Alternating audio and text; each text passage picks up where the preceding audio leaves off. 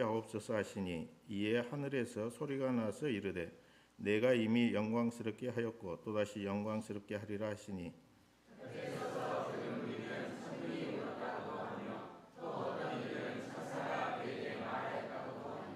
예수께서 대답하여 이르시되 이 소리가 난 것은 나를 위한 것이 아니요 너희를 위한 것이니라.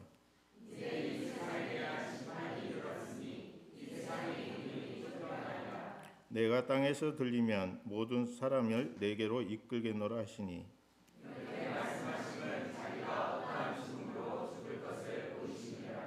이에 무리가 대답하되 우리는 율법에서 그리스도가 영원히 계신다함을 들었거늘 너는 어찌하여 인자가 들려야 하리라 하느냐. 이 인자는 누구냐.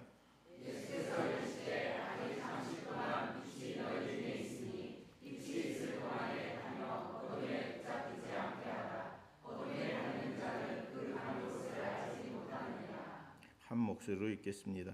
너희에게 아직 빛이 있을 동안에 빛을 믿으라. 그리하면 빛의 아들이 되리라. 아멘. 사랑하는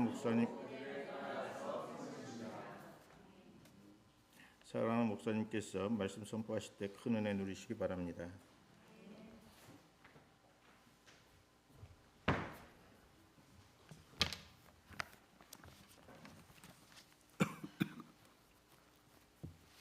잠깐 기도하겠습니다. 하나님 아버지, 우리의 모든 삶 가운데 타치하시고 간섭하기를 원하시고 또한 복 주시기를 원하시는 아버지 하나님 감사합니다. 지난 일주일간의 모든 날들을 우리와 함께 하시고 우리에게 말씀을 생각나게 하시고 또한 성령께서 우리가 곤란한 가운데 처해 있을 때 진리의 성령께서 우리에게 해답을 가르쳐 주시고 인도하여 주셔서 오늘 또한 건강한 모습으로 이 자리에 나오게 하셨음을 감사합니다.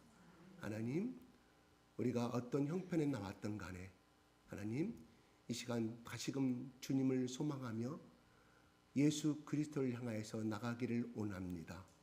주님께서 필요한 말씀을 우리 가운데 부어주시고 축복하여 주시옵소서. 성령께 의탁하며 우리 주 예수 그리스도 이름으로 기도드리옵나이다.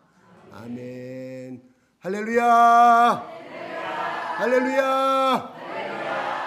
아버지 하나님 사랑합니다. 아버지 하나님 사랑합니다. 예수님 사랑합니다. 예수님은 나의 구원의 주님입니다. 나의 메시아입니다. 나의 인생의 영원한 목자이십니다. 성령님,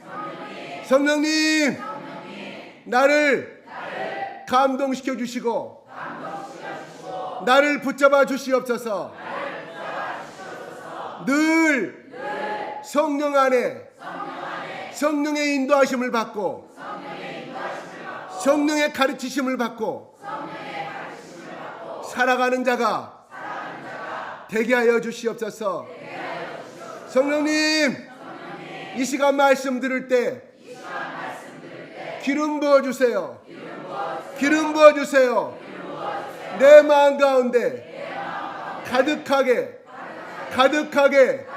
가득하게 기름 부어주세요.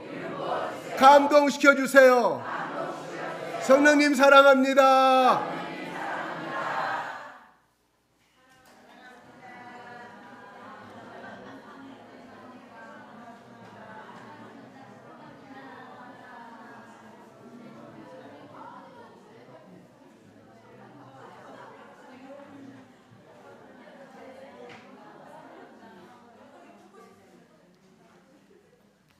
그동안 보고 싶었던 우리 권능이가 아직 말이 안 끝났어요. 계속하세요.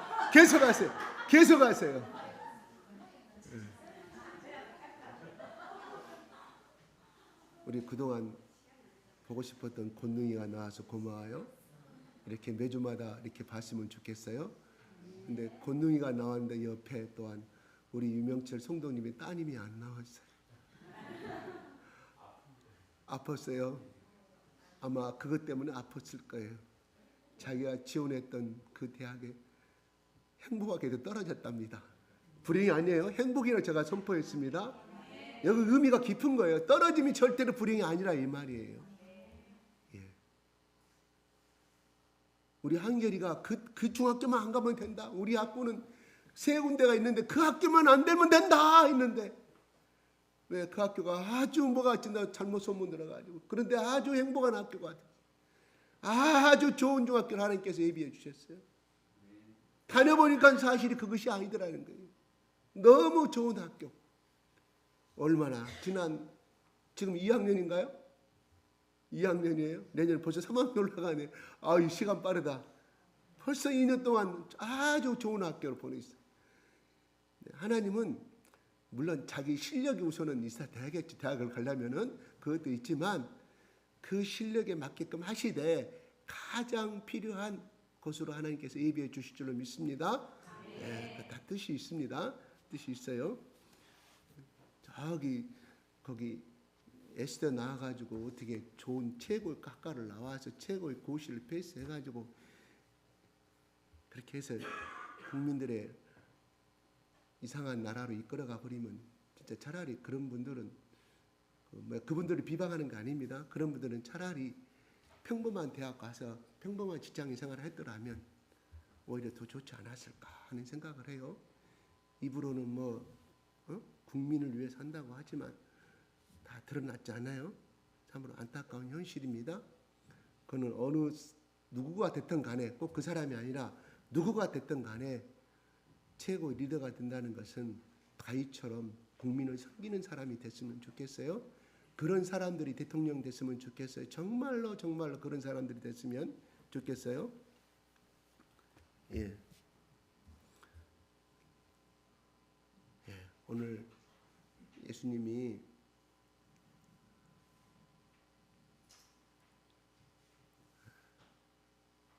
처음으로 죽음에 대해서 말씀을 하시는 장면이 계속해서 이어져 내려옵니다. 그래서 지난주에는 마리아의 가장 비싸고 비싼 그 향유를 붓는 장면이 나왔고 오늘은 또한 그 말씀이 이어져 가지고 이제 인자가 들려야 한다는 이상한 말씀을 하면서 이야기합니다. 구약에 보면은 바리새인들이 구약에 예언된 거 보면 그리스도는 무슨 소리냐? 우리와 같이 영원히 존재한다고 그러는데 너는 어떻게 들려 올라간다고 땅에서 들려 올라간단 말은 이 땅에 존재하지 않는단 말 아니냐? 도대체 당신은 뭐냐? 왜 이상한 말을 하냐고 오늘 본문의 말씀에 그러면서 이 34절에 그래요. 이에 무리가 대답하되 우리는 율법에서 그리스도가 영원히 계신다함을 들었거늘 너는 어찌하여 인자가 들려하리냐 하느냐? 인자는 누구냐? 이렇게 답변하는 거예요. 형이상학적 말을 하니까 그들은 못 알아먹을 수밖에 없죠. 눈에 보이는 거, 눈에 보이는 축복을 이야기하니까 그들은 예수님은 그게 아니라 너희들이 나를 믿으면 이 땅에서 잘 된다? 뭐 이런 말 하는 것이 아니라 나는 곧 인자가 이 땅에서 들린다고 말하니 그들은 헷갈릴 수밖에 없습니다. 우리가 예수를 믿는다는 건요. 보이지 않는 영을 믿는 거예요. 사실은. 누가 믿어요? 내 안에 영이 보이지 않는 예수를 믿는 것이거든요. 영의 대화예요. 영이 우선적으로 되었을 때 육체가 성립이 되는 거예요. 예? 하나님께서 아담을 만드셔서 진흙으로 만드셨다고 그랬어요. 그죠? 우리의 모양을 따라 우리는 삼위일체를 말하죠. 그 다음에 생기를 불어넣었다. 하나님께서 생기를 불어넣으시니 살아있는 영이 되었다. 비로소 인간다운 인간이 되었다. 이런 말입니다. 그러니까 무슨 말일까요? 육체가 됐다는 것은 이 진흙으로 만들었다는 것은 육체가 이미 완성됐었어요. 그런데 그는 진흙일 따름이지 그 아무것도 아니었다 하는 거예요. 하나님이 영이 들어갔을 때 비로소 인간다운 삶을 누리게 되었다. 요것이거든요. 그러면 제 1차적인 순위가 뭐예요? 내가 하나님과 일대일로 올바로 서는 거. 내가 예수님과 일대일로 올바로 서 있으면 그 인생은 절대로 망하지 아니하고 잘 될 수밖에 없다 하는 것입니다. 여러분, 제가 어렸을 때 부잣집에 친구 집 가면은 제가 부모한테 갔다 와서 그래요. 엄마 그 누구네 집 있잖아. 엄청 잘 살아. 2층 집에다가 그 집에 집이 2개래. 제가 초등학교 때 그랬어요. 초등학교 때. 부자일 수밖에 집이 2개인데. 그냥 잘 살아. 그리고 전세 1년에 얼마씩 그 당시 전세 100만 원이면 엄청 다 크네. 초등학교 때 1년에 전세 100만 원씩 받아먹은 월세를 100만 원씩 받아먹었는데 1년 계약으로 받아먹었는데 얼마나 내 눈엔 부자겠어요. 그래요. 부자라는 정의가 무엇인지 그럴 때 여러분의 자식들이 그런 말을 놀고 왔을 때 친구들 놀러 갔다 왔을 때 그런 말을 했을 때 여러분 무슨 말을 들려줬을까요? 우리 엄마는 그러냐 그 집 부자야? 원래 잘 살아야? 저기 할아버지가 원래 부자였다 이렇게 했던 기억이 납니다. 그런데 여러분은 뭐라고 답변하실까요? 그런 질문을 했을 때 그런 말을 했을 때 그 집 갔다 너무 잘 산다. 어머 되게 부자야. 그래서 여러분 뭐를 심어줘야겠냐 하는 거예요. 침묵으로 일어나시겠습니까? 아니면 그리스도 입장에서 답변하시겠습니까? 그래요. 예수 그리스도 입장에서 답변하신다면 뭐라고 답변하실까요? 지난주에 말씀은요. 이 여자가 복음이 전하는 곳에 이 여자가 행동하는 것도 다 전파되어야 한다고 예수님이 선포하셨어요. 이제 여러분한테 물어보겠습니다. 12제자들이 복음을 전파하고 70인 제자들이 복음을 전파하고 사도 바울이 사도행전에 복음을 전파한 내용 중에 마리아가 향유를 부어서 머리카락으로 발을 씻었어요. 그 말을 지금 전파란 말 아니겠습니까? 복음이 전하는 곳에 그것이 전파된 적이 여러분 들어본 적이 있으세요? 네? 12제자라는 갈라디아에서는 바울이 전하는 곳에 다른 12제자들이 전하는 곳에 마리아가 행했던 이 행위가 같이 전파되고 했던 것을 여러분 본 적이 있으세요? 성경에? 그럼 보세요. 하나만 들어보세요. 없습니다. 그러면 12제자나 사도 바울이 복음을 전하는 방식에서 예수님의 명령은 50%는 순종하고 50%는 순종하지 않았다는 말로 우리는 대변해 볼 수가 논리가 성립되는 거거든요. 그래서 어떤 사람들은 이 성 가지고 주의 종에게 잘해야 된다. 주의 종을 잘 섬겨야 복을 받는다고 그렇게 누구장창 이야기를 해요. 변질된 복음입니다. 절대 그 뜻이 아니에요. 그 뜻이 아닙니다. 무슨 예수님이 가난해가지고 그 향유 그거 그래 1년 노동자들이 연봉 봉급이었는데 그 한 사람이 사는 봉급이 아니라 그 가장이 들판에 나가서 그 일을 하면 1데나리온을 팔아요. 그러면 300데나리온 하면은 365일 여러분 토요일 주일날 안식일을 빼게 생각하면 360일 아닙니까? 그 다음에 이스라엘 4대 명절이 있어요. 4대 명절 중에 뭡니까?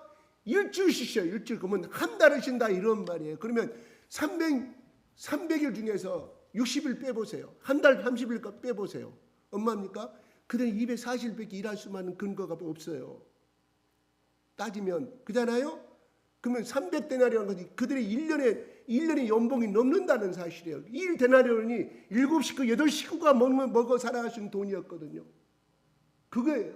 그러면 300데나리온 하면 1년 동안 아무것도 안 먹고 해야 그 다음에 240데나리온 플러스 60데나리온 더 플러스 됐다는 사실이거든요. 적어도 엄청난 1년 연봉이 아니라 온 가족이 1년 반 동안 먹고 살아남아야 할 돈이 돼야만이 그 돈이 모아지는 것인데 그런 다음 따지면은 그가 300데나리온 그 돈을 사기 위해서 향유를 사기 위해서 마리아는 얼마나 많은 3년, 4년, 5년, 6년 이상이 됐다고 봐야 되겠죠. 여러분 연봉 1년 동안 낸 봉급 여러분 하나님께 헌금할 수 있어요? 못해요. 저는 여러분한테 그거 원하지 않습니다. 헌금 많이 못 받는다고 샀더니 전세방이 되는다고 그거 내가 아파트 당첨돼가지고 몇 천만 원을 냈는데 몇십억이 돼버렸다고 이런 부안기든 이 가짜 복음에 속지 않기 바랍니다. 저는 그런 복음 한 번도 전한 적 없어요. 물론 성령께서 그런 감동이 올 때는 해야 되겠지만 법은 사람들이 그렇게 해석을 하고 복음을 설교합니다. 변질된 복음입니다. 뭐냐면 여러분 이 여인이 마리아라는 여인이 발을 씻었어요. 그죠? 뭐로? 머리카락.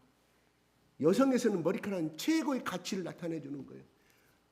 종의 가리를 씻었다는 것은 종들이 하는 것이었어요. 동들이 주인에게 밖에 갔다 오면, 그러면 마리아는 어떤 사람이에요? 내가 예수님 앞에 종임을, 신분을 고백하는 말이에요. 두 번째, 머리카락으로 씻다는 것은 자기의 존재의 가치, 가장 여성의 머리카락은 가장 빛난 것이 어떻게 보면 면류관인데, 그걸 씻다는 건 자기 진심을 드렸다는 것을 의미하는 거예요. 헌신을 말하는 거예요. 그게 나타난 것이 바로 향유로 하셨다고 말씀하시거든요. 이거를 본 많은 사람들이 다른 요한 4개의 복음서에 다 취급하고 있습니다. 잠깐만 한번 올려보실랍니까? 시작.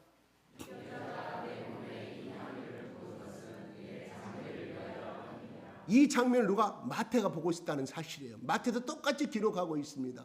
그 다음에 또 올려주세요. 시작.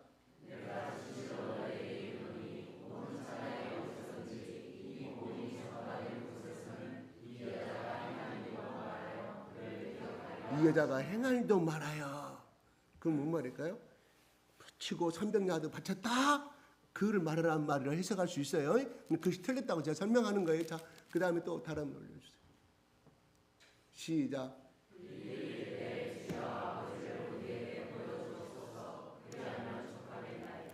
제가 그걸 줬나요?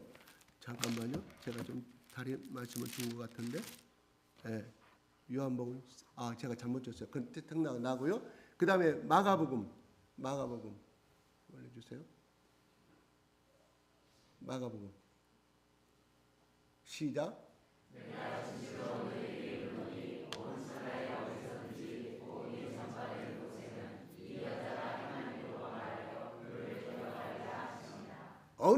그 다음에 사도들이 이 말씀을 다 들었을 거 아니에요. 마가도 들었고 마태도 들었고 요한도 들었는데 베드로도 들었는데 이것이 이 여자의 이 행위를 전파한 대목은 하나도 없습니다.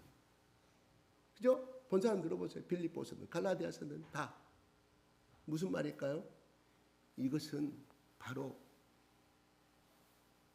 이 여인이 한 행위는 바로 자기의 가치가, 물질적인 인생의 절대적인 가치가 300데나리온이 있었지 않았다는 것이에요. 다시 말해서 한 농부가 밭을 가다가 보화를 발견하지 않아요? 이 농부는 돈이 있는 사람이 아니었어요.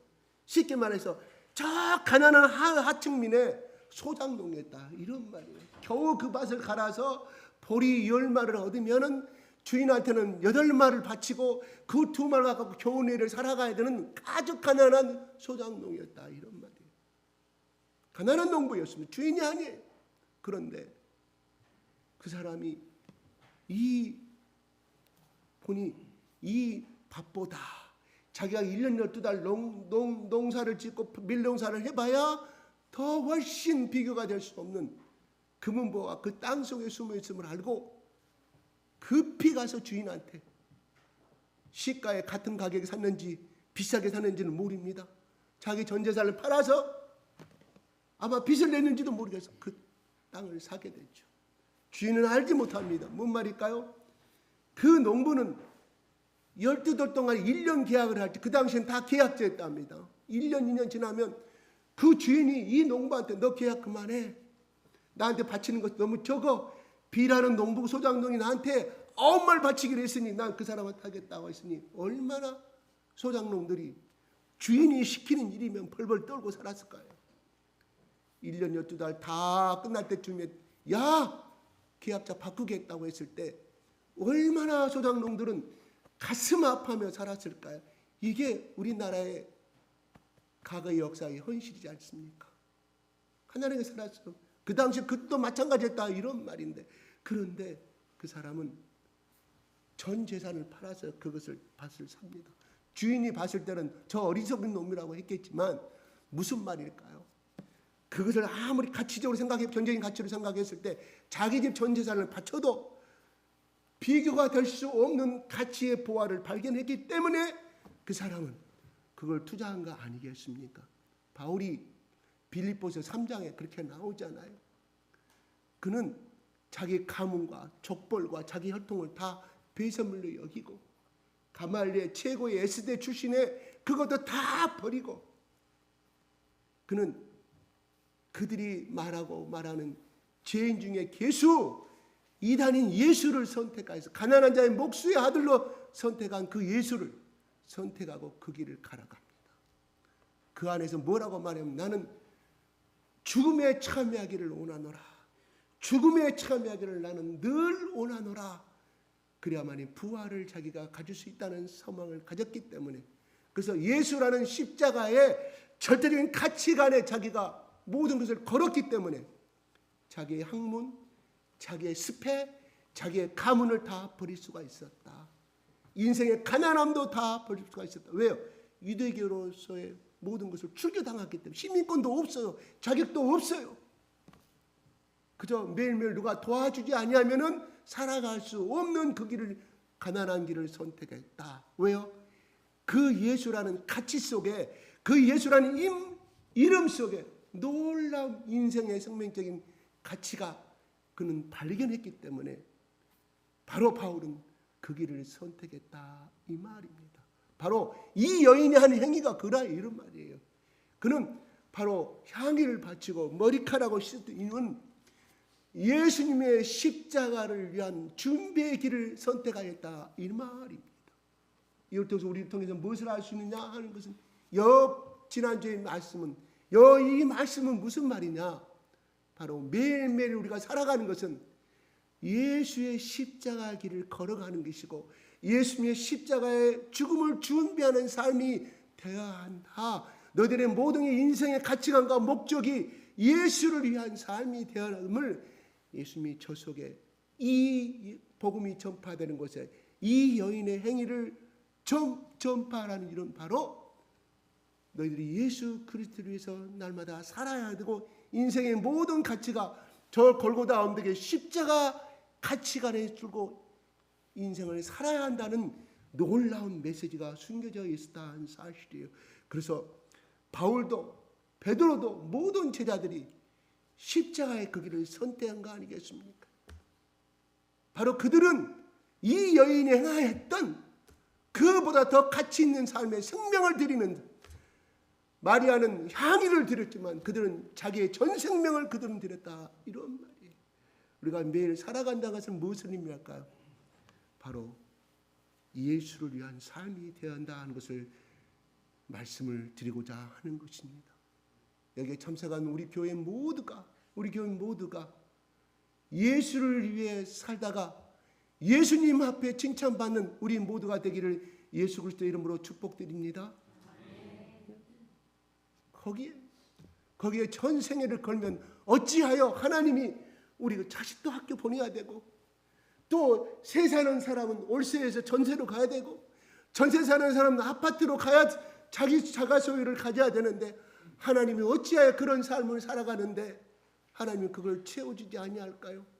반드시 채워줄 수밖에 없다 이런 말입니다. 아멘. 우리 지금은 제가 가난한 개척교회 목사들 많이 만납니다.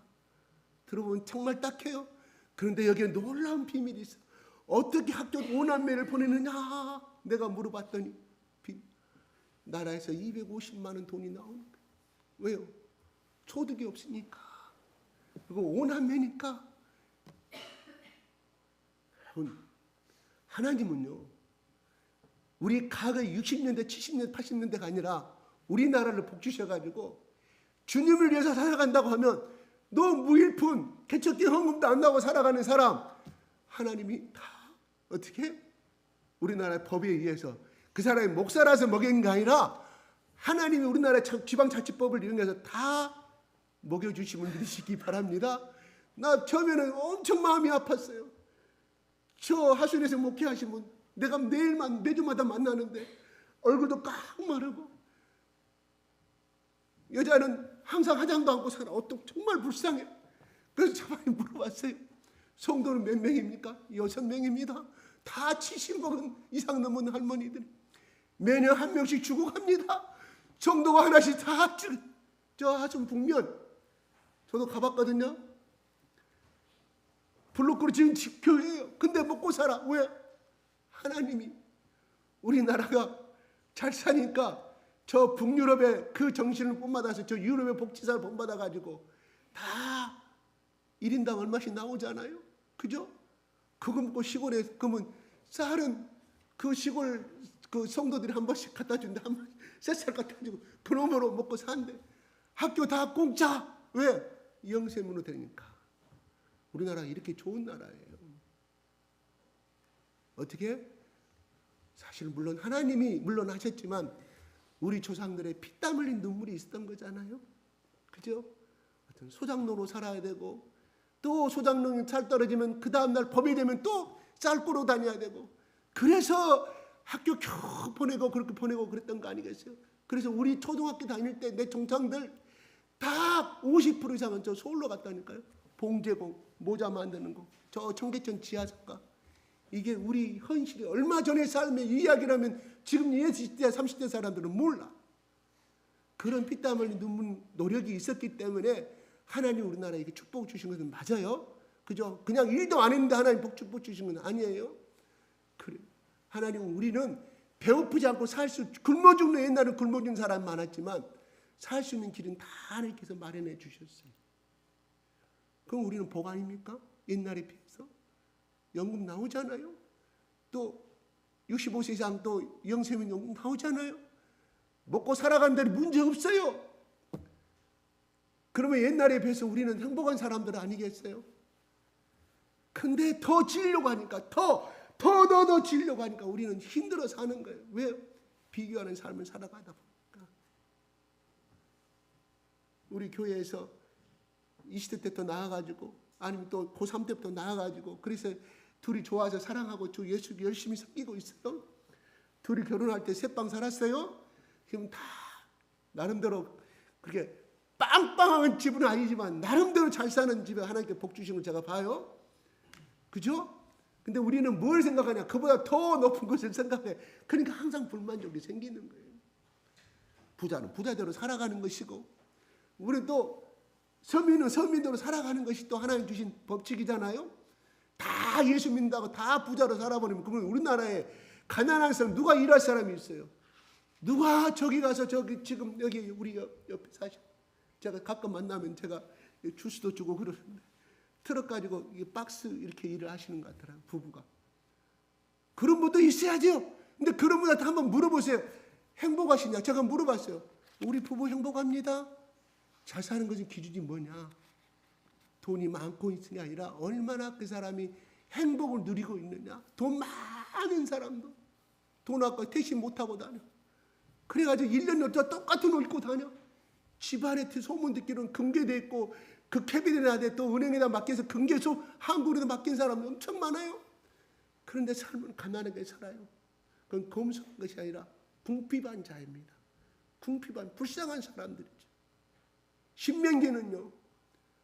뭐냐면 다 공동체적인 삶을 가지고 공동체적인 의식을 가지고 가부와 고아를 살리는 정책이 바로 신명기에 담겨 있는 사랑의 정신입니다. 사랑의 정신이에요. 그래서 일찍 기독교를 받아들인 나라, 저 유럽과 저 미국 이런 나라들 다 모든 사회보장 정책이 거기서 비롯되는 거 아니겠습니까?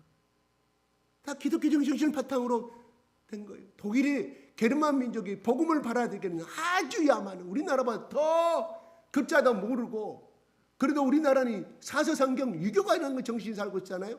게르만 민족은 죽이고 살리고 약탈하는 것밖에 없고 게르만 민족이. 그게 그들이 예수를 받아들인 나라의 민족이 게르만 민족입니다. 오늘날 유럽의 24개국까지 제일 잘 사는 나라가 독일입니다. 제일 잘 살아요. 복지도 제일 잘 되어 있고. 그래도 유럽이 많이 복음의 전쟁이 터졌지만 그래도 유일하게 살아있는 나라 루터교회를 세운 그 독일의 나라 그것이 유일하게 그래도 유럽의 나라에서 복음의 정신을 이끌어가고 있는 나라입니다. 오늘 예수님이 말씀하셔요. 오늘 20절 한번 25절 한번 읽어볼까요? 25절 시작.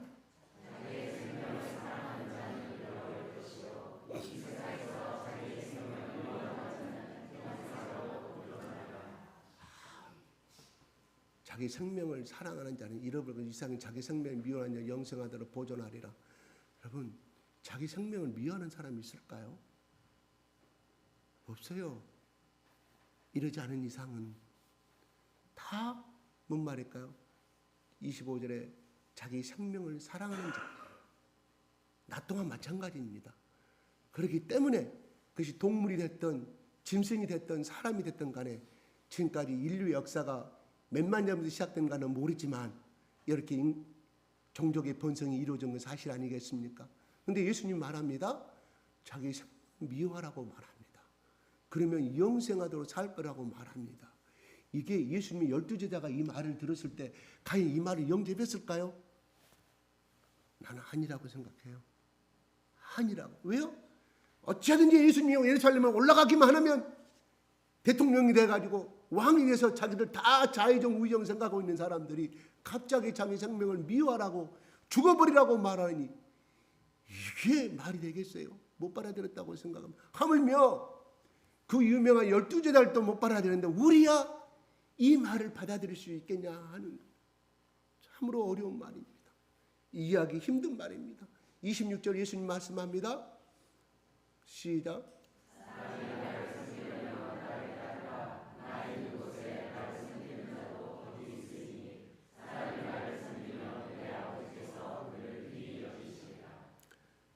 나를 섬기란다는 것은 제가 뭔 말이에요? 종이 되려면 이런 말이에요. 너희들이 나에게서 종이 되려고 하면 나를 주인으로 모으고 그리고 너희 인생의 주권도 없어. 너의 생명에 판단할 것도 없어. 24시간 너희들이 마음대로 쉴 수 있는 주권도 없어. 노동권도 없어. 인권도 없어. 내가 오직 시키는 대로 일어나라. 일하라. 죽도록 일하가면 해야 될 상태가 그 당시에 종의 신분이고 의문이었다 이런 말이요. 근데 예수님이 바로 나의 종이 되려면 나를 따르라 이야기합니다. 어떤 자세로? 종의 자세로. 그러면 나를 섬기는 자도 거기 있으리니 사람이 나를 섬기면 내 아버지께서 누구를? 종의 자세로 따라가는 자, 따라오는 자를 귀히 여긴다. 귀히 여긴다는 말은 the best 인재로 인정한다는 거예요. 세상 것과 더 비교할 수 없는 사람으로 내가 너를 인정하고 너의 상급을 주겠다 이런 뜻이거든요. 적당한 상급을 준다는 것이 아니라 세상에서 가장 존귀한 자로 너를 인정하고 너를 사랑하겠다는 것이 누가? 하나님이. 누구를 따랐을 때? 예수님을 따랐을 때. 어떤 자세로? 종의 자세로. 예수님이 이 땅에 곧 오십니다. 그래서 우리는 성탄 준비를 하십니다. 예수님 뭐로 오셨어요?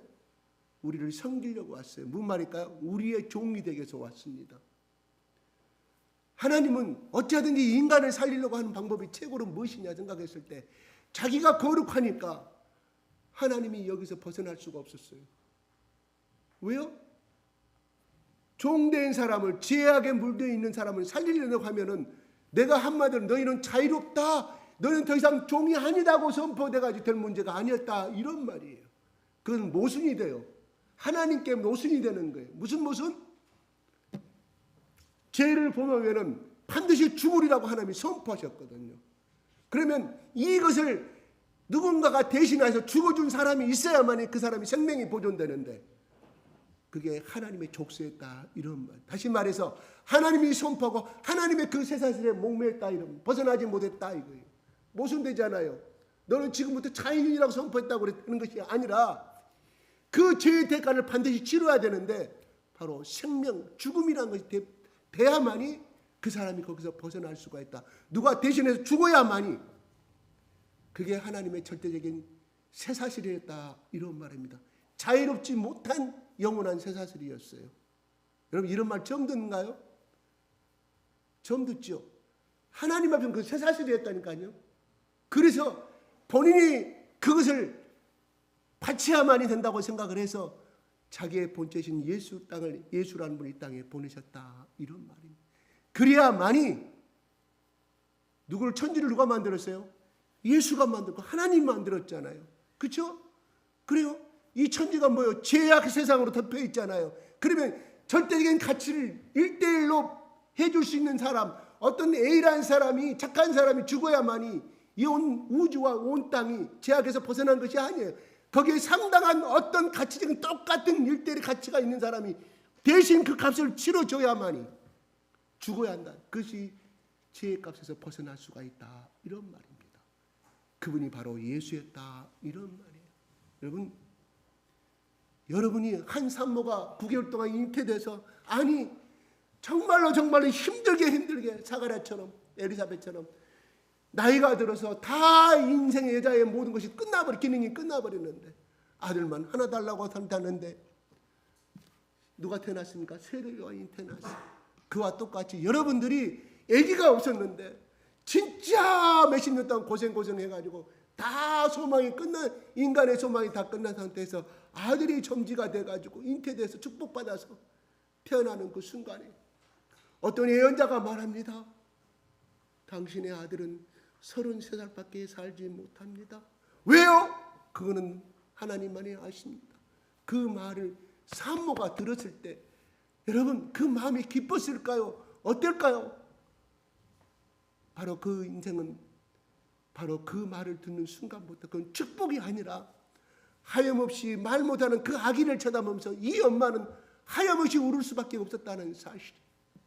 33살에 한 1년이 지나고 2년이 지나면 이제 30년이 지났구나. 20년이 지났구나. 그 20년밖에 안 남았구나. 이제 1년밖에 안 남았구나. 그 마음을 살아가는 그 예수님의 어머니 마리아의 마음은 어땠을까요? 생각을 하여 봅니다. 그래요? 예수님이 이 땅에 오신 것은 우리에게 그래요. 우리는 결과론적으로 이야기하니까 축복이지만 그 엄마 입장에 봐서는 이거는 저주였다. 이런 말이에요. 하나님 이러시려면 예수라는 아들을 주시지 마시지 어찌하여 이걸 주무려라 나의 고통을 주십니까? 늘 눈물로. 그래서 그날 그 현장 33년간의 그 결과가 십자가 앞에 자기 사랑하는 아들이 십자가 앞에서 매달리고 처참하게 고통당하고 있을 때 이 어머니의 마음은 어땠을까요? 마리아의 남편 요셉의 남편의 기록은 성경에 기록되지 아니합니다. 어떠한 마음으로 되어 있는 기록되지 아니했는데 모릅니다. 이미 요셉이 죽었는지 살아있는 성경은 기록되지 않습니다. 우리 이거에 대해서 해석하면 이단 말들이니까 그건 오버센스입니다. 일단은 이 여인이 쳐다보고 있을 때 6시간 동안 매달려 있는 소리 지르고 목 박을 때 소리 지르는 고통당하는 예수님의 그 마음의 세계를 쳐다보고 있었을 때 진짜로 가장 제일 아프신 분은 나는 예수님의 어머니 마리아였다고 생각합니다. 만약에 여러분의 아들이 어떤 이 지방의 어떤 조직의 희생의 제사물로 그렇게 못 박혀 죽어가고 있을 때 그것을 눈뜨고 바라보고 있었을까요? 아니옵시다. 차라리 대신해서 그 집행관 빌라도를 찾아가 차라리 저 내 아들인데 내리시고 나를 십자가에 죽이시오. 아마 마리아는 그렇게 예침을 했는가는 모르겠습니다. 그래요. 예수님이 이렇게 말합니다. 27절에 한번 볼까요? 시작.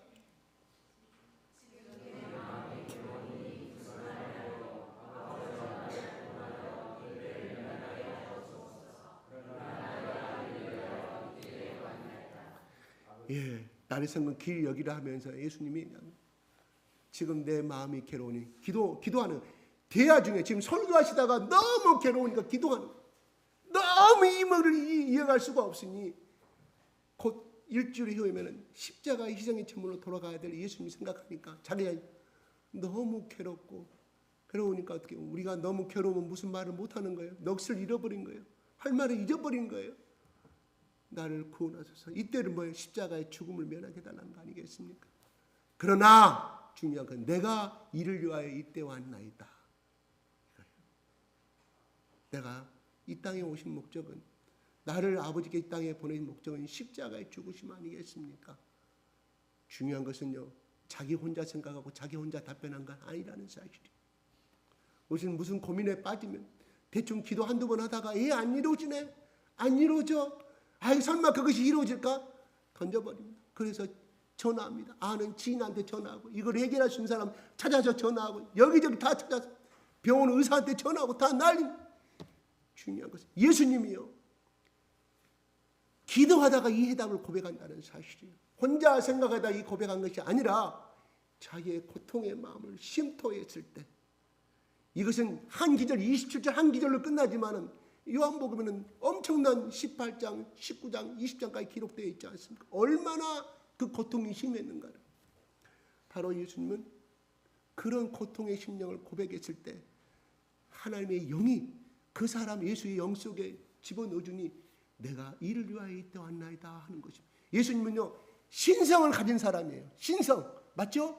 그 동시에 또 인성도 가졌어요. 그래서 영지주의자들은 예수님은 인성은 안 가지고 있다. 신성이었다. 우리가 봤던 것은 예수님 시대에 봤던 것은 착각했다. 영의 존재였는데 인간의 몸과 같이 합해진 잘못된 것이었다. 그래서 예수님이 십자가에서 죽으실 때 영이셨기 때문에 죽음도 없었다. 고통도 없었다고 영지주의자들이 이야기하는 거예요. 그건 초대교회 때부터 있었던 이단의 사설입니다. 그런데 그거 아니에요. 예수님은 하나님께서 이 예수님의 아들인 하나님의 아들이 예수님이 땅에 오셨을 때요. 세례 요한에게 요단강에서 침례를 받으니 원래는 침례가 맞습니다. 세례는 아니에요. 오늘날 뿌리는 것이 아닌가. 물속에 완전히 잠기는 거예요. 죽음을 이야기하는 것이죠. 나왔을 땐 밖으로 물가로 강가로 나오니 하늘에서 비둘기 같은 성령이 임서 이는 내 사랑하는 아들이다. 그러면서 성령을 누구한테 부어줘요? 예수님께 부어줘요. 사도행전 또 나오잖아요. 하나님께서 나사렛 예수 그리스도에게 성령과 능력을 기름 붓듯이 하셨으면 누가요? 하나님께서. 예수님이 원래부터 성령의 능력을 받은 게 아니에요. 가지고 태어난 게 아니에요. 이 땅에 살면서 기도하다가 그 다음에 인간이 정한 율법에 정한 그 세례를 받으신 다음에 하늘에서 비둘기 같은 성령을 부어준다 이런 말입니다. 뭔 말일까요? 우리 인간이 지탱하려면 예수님이 그래서 이 33년간의 위대한 삶을 살아갈 수 있었던 것은 누구의 힘이냐? 하나님의 영인 성령이 예수님 속에 들어가시면 말미암아.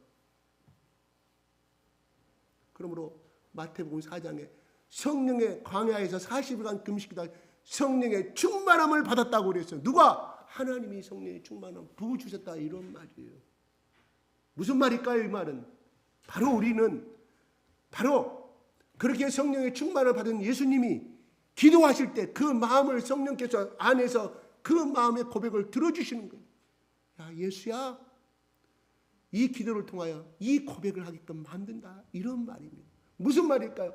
제가 이것이 비복음적입니까? 비성경적입니까? 아니에요.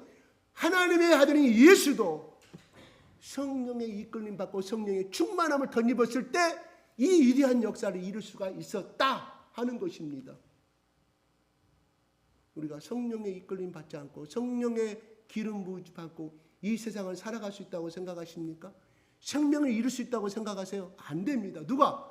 내 속에 성령님이 들어와 계시고 내 생각을 지배했을 때만이 그 아름다운 행위가 나온다는 사실이에요. 어떤 분 이런 고백합니다. 자기 아들 어떤 목사님 고백할 우리 아들 때문에 축하하고 게임 중독 군대 갔다 오고 70도 안 되니까 매일 게임 중독가 정말 게임 완전히 새벽 2시 3시까지 하고 있어요. 이름이 어떤 간에 딱 밀어보면 새벽 4시나 5시에 잠들라고 늪으로 자는 거예요. 그러면 죽이고 싶다는 거예요. 자기가 목사이지만 이놈의 새끼 죽이고 깨어서 그냥 몽둥이로 해보고 싶은 그런 마음들이 있는데 그러면 안 된다고 자기는 성경이 배웠기 때문에 항상 이것도 고민이었는데 그날도 하나님이 나를 이것저것 부르셔가지고 부흥회도 다니시고 병든 자도 일으키시는데 하나님 또 내가 복음이 전하는 것마다 회개하는 역사가 구원받는 역사가 일어나는데 나는 뭡니까 하나님?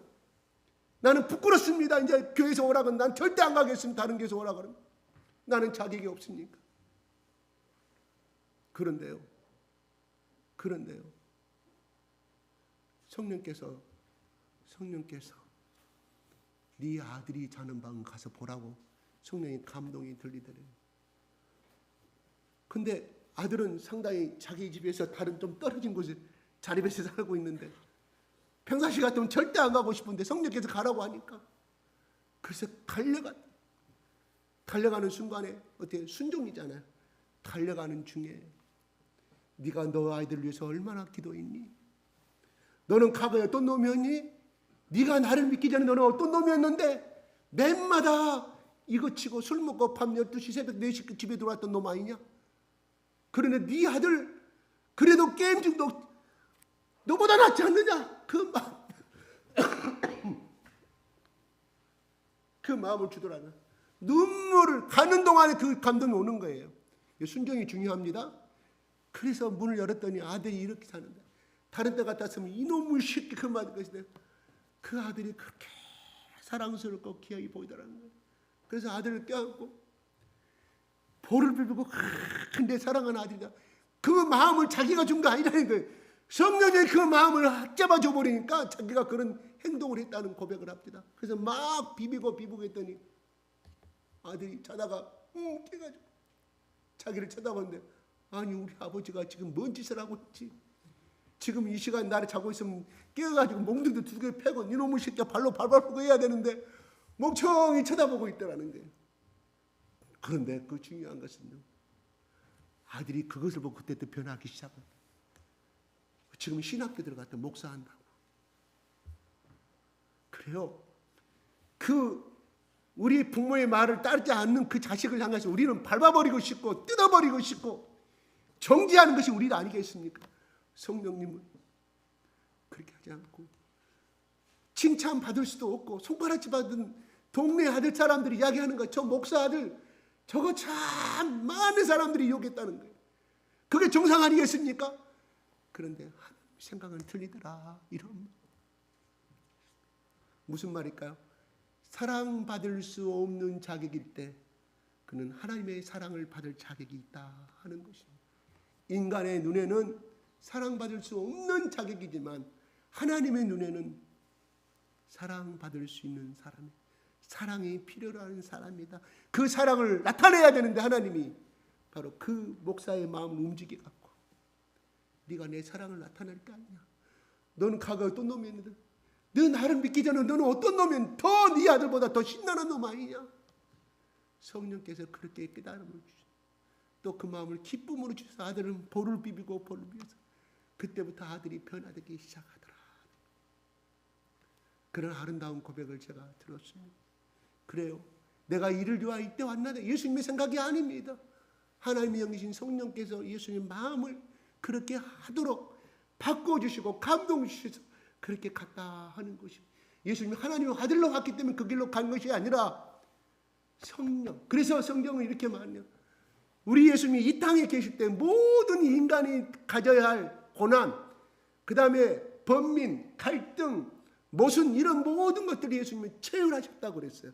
그래서 예수님은 우리는 모두를 도울 수 있다 하셨다고 말씀합니다. 그래요? 맞습니까? 그래요. 다시 한번 우리 이 원동력이신 예수가 이것을 행할 수 있었던 것은 성령님의 도우심이었다. 어떻게 기도하다가 적어도 기도하기 전에 나는 민망해 죽겠다 너희들아 내 마음을 이기들 아느냐.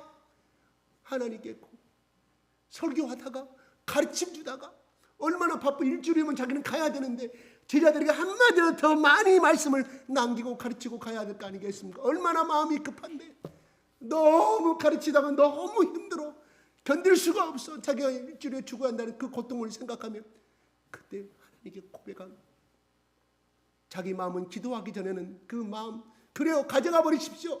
이 십자가 나는 안 하고 싶습니다 하는 것이 예수님이 갖고 있는 인생의 본심이었다 이런 말입니다. 성령께서 다시금 예수에게 영을 지배하고 성령의 감동을 주니 예수님이 다시금 내가 순종의 길을 가겠습니다 고백한다 이런 말입니다. 기도하지 않고는 이 길을 갈 수가 없다 이런 말이에요. 기도의 삶을 살아가는 우리 모두가 되었으면 좋겠습니다. 뭐 1시간 말고 그냥 새벽에 일어나서 그것도 하면 좋고 그거 말고 아침에 운전하다가 내가 얼마나 기도하고 할 수 있잖아. 하나님 오늘 또 누가 뭐라고 한 사람 누가 해서 그 아파트에서 기도하면 신고 들어가 소리 들으면 차 안에서는 누가 교통시경도 누가 뭐라고 하지도 않아. 청와대에서도 타치할 사람 없어요. 어떤 권력도. 그 10분 동안이나 가는 시간 10분 동안만 같이 기도해보세요. 영안이 열립니다. 어떻게 배가 터지도록 배창자가 터지도록 기도해보세요. 주여 주여만 50번 100번만 해도 영이 살아나요. 왜? 기본적인 우리에게 믿음이 있으니까. 믿음이 있으니까. 그리고 가서 점심 먹고 잠시 또 할 수 있잖아요. 차에 들어가가지고 직장 앞에 있는 자기 주차한 차에 들어가서 또 기도 10분만 해.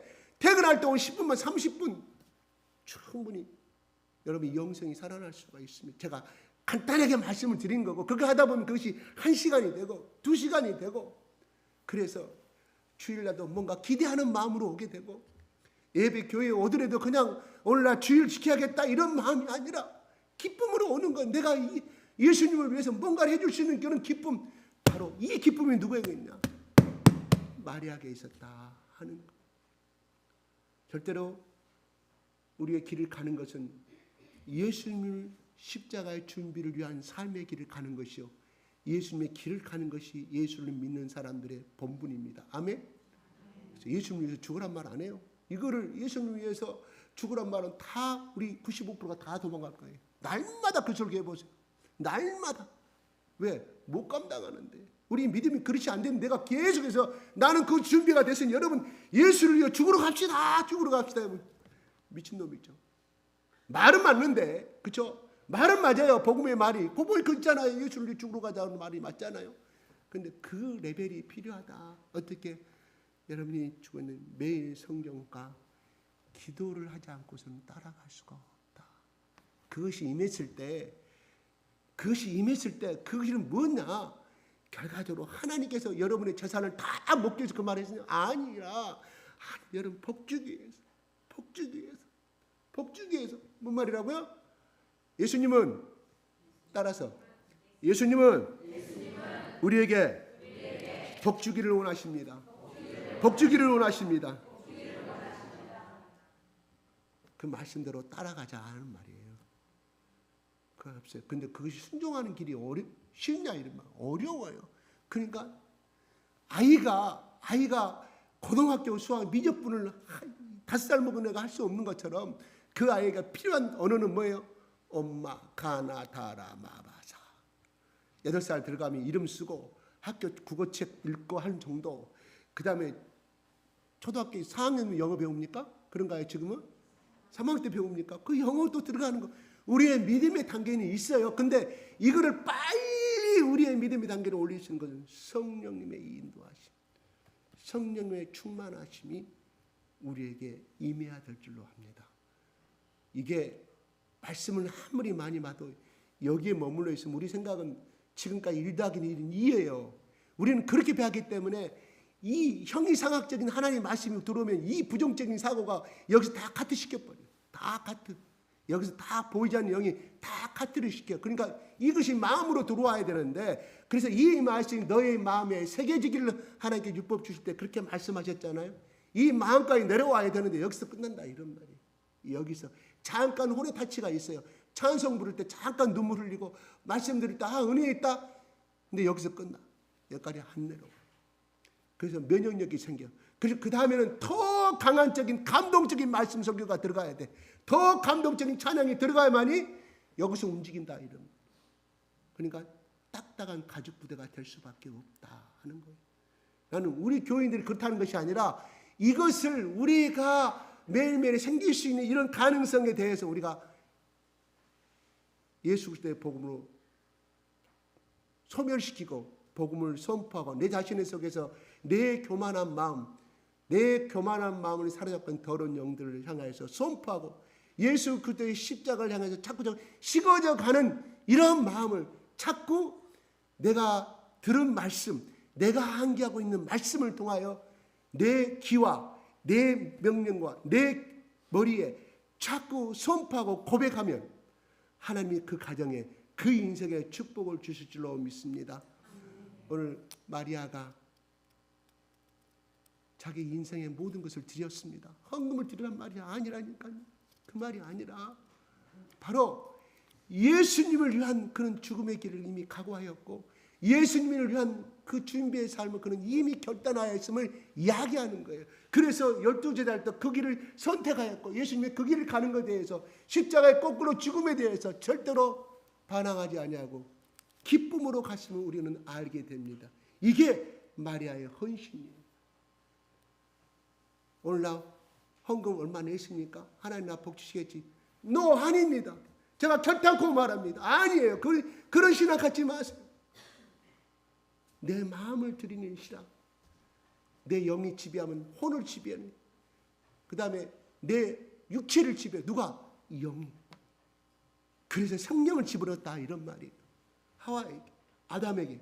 하와가 아니죠. 아담이죠. 우리 이렇게 오늘 이 말씀이 오늘 예수님의 이 십자가를 지기 위해서 내 마음이 고민하고 죽게 되었다. 하나님이 이때를 면하게 해주시옵소서. 그가 순종할 수 있었던 이유는 성령의 감동이었다. 두 번째, 그 매일매일의 삶이 그는 날마다 예수님이라고 해서 결혼 안 하고 싶었겠습니까? 예수님이라고 해서 인성을 갖고 있는데 아름다운 여인하고 관계를 갖고 싶지 않았겠습니까? 또 아들, 딸 낳고 행복한 그 삶을 살고 싶지 않았겠습니까? 예수님은 하나님의 영광을 날마다 그것을 죽여가는 삶을 살았다. 그래서 바울은 뭐예요? 나는 날마다 죽노란 말은 자기가 살고자 하고 자기 명예가 올라가자 하고 자기 원래 인생의 꿈은 이것이 아니었는데 왜요? 가말리엘 문화에 가만히 있었으면 죽을 때까지 수명 다하고 많은 사람들 랍비 하면서 많은 명예와 부를 차지할 수가 있었는데 그리고 아들들 또 가말리엘 문화에 가말리엘 문화에 또 진학시켜 저 집은 에스더의 가문이다. 많은 사람도 하나님 축복받았습니다 이렇게 할 거 아니겠어요? 그렇죠. 우리는 그걸 하나님 축복이라고 말합니다. 바울은 그렇게 말하지 않냐. 이게 우리가 가야 할 비본질이 아니라 진짜 순복음이라니까요. 저 순복음께서 말한 게 아니라 순수복음이라니까요. 이거예요. 이걸 사로잡힌 사람은요, 하나님이요, 그 영의 흐름으로 흘러가요. 그 가정에 그 영을 부어줘요. 똑같은 영으로 신앙의 명문가가 될 줄로 믿으시기 바랍니다. 다른 거 없습니다. 이게 순수 복음 따라갑니다. 순수 예수 그리스도, 순수 예수님만을 사랑하는 마음. 그럴 때 그 사람 속에 축복이 일어나고 나를 인하여 축복의 이 아브라함의 축복의 물질이 내 이웃에 넘쳐나게 되며 또 그 사람은 또 나눠주는 삶을 살게 될 줄로 믿으시기 바랍니다. 삶을 어렵지만 살아보게요. 예수님이 이 땅에 오신 것은 즐거울 날이 아니다. 34년밖에 살 수밖에 없는 인생이 대단한 날이에요. 그것도 불치병도 걸린 것도 아니에요. 어떻게 죽어야 되는데 삶을 사는 사람에 그것도 억울하게 죽어야 돼. 죄도 없는데 그것도 단번에 죽는 것이 아니라 6시간 동안 그리고 3년 반 동안 모든 사람들도 핍박받고 침뱉음받고 조롱당한 삶을 살아야 된 그 아들의 인생을 마리아는 알고 있었다. 우리는 이미 그 길을 선택한 사람입니다. 아멘? 맞아요? 맞아요? 아멘 하시면 다시 한번 아멘? 죽고자 하면 산다고 그랬잖아요. 절대 안 죽습니다. 죽고자 하면 산다고 그래요. 내가 이 가정을 위해서 내가 기도로 내가 24시간 내가 희생하면 내가 3개월 동안 6개월 동안 내가 기도로 이 가정을 위해서 우리 남편을 위해서 희생하고 내가 기도로 도전하면 내가 죽느냐 사느냐 한번 해보겠다. 하나님 내가 내 육체가 망가져도 좋습니다. 내 남편이 구원받는다고 하면 내가 360일 집에서 4시간 5시간 기도하겠습니다. 교회에 나와서 내 간절히 썩어져도 좋으니 내가 믿음으로 도전하겠습니다 하는 죽음의 신앙의 전투, 그 가정을 살릴 줄 믿으시기 바랍니다. 살릴 수밖에 없어요. 왜요? 하나님 그랬잖아요. 죽으면 산다고 그랬잖아요. 아니 예수님이 그래, 내가 합니다. 예수님이 그랬잖아요. 한번 이런 마음을 가지고 살아보게요. 물론 그 가정이 되기까지는 너무 어렵습니다. 친구들 전화 오고 뭣도 오고 하나님 내가 6개월 동안 아니 6개월이 아니라 한 달 동안만이라 친구들 전화 다 삭제시키겠습니다. 결혼식이고 뭐고 다 끝나겠습니다. 하나님 나 응답 줄 때까지는 한 달 동안 내가 하나님께 매달릴 테니 하나님 나 축복 안 주면 떠나겠습니다. 이런 결단의 기도 인생에서 여러분 살아온 날들이 얼마나 많습니까? 한 달 동안 그거 못 바치겠습니까? 아니에요. 오늘 며칠이에요? 15일이에요? 10일 동안만이라도 하나님께 매달려 보십시오. 내 남편 구원시켜 주실랍니까? 내 자식들이 신앙이 이 모양 이 꼴인데 어떻게 변화시켜 주겠습니까? 그러면 죽어야 산다면서 그래 내가 10일 동안 하나님께 죽어버리겠습니다. 내 기도 안 들으면 나 죽어버릴 테니까 하나님 알아서. 하나님이 그 진심을 고백했을 때 하나님께서 믿음대로 이루어 주실 것을 믿습니다. 기도하고 마치겠습니다. 하나님 아버지 감사합니다.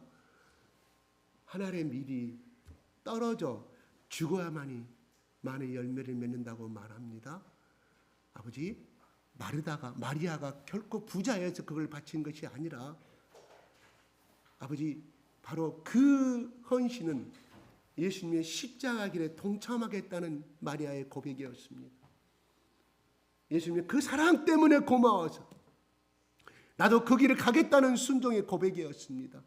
아버지 하나님, 이 땅에 예수의 복을 받고 하나님의 복을 받고 잘 사는 것도 물론 하나님의 축복이지만 우리의 신앙의 우선순위가 예수님이 이 땅에 오셔서 우리의 인생들을 위하여 어떠한 행동을 했으며 어떠한 숭고한 그 십자가의 길을 갔는가를 우리가 깨닫게 하여 주셔서 예수님이 가셨던 그 길을 우리도 적어도 내가 예수는 될 수 없지만 예수의 흉내라도 내가면서 그 길을 갈 수 있도록 축복하여 주시옵소서. 이 시간 참석한 모든 주님의 귀한 성도들 가운데 하나님 이 동일한 믿음의 고백을 부어주시고 성령님이 인쳐 주시옵소서. 예수 그리스도 이름으로 기도드리옵나이다. 아멘.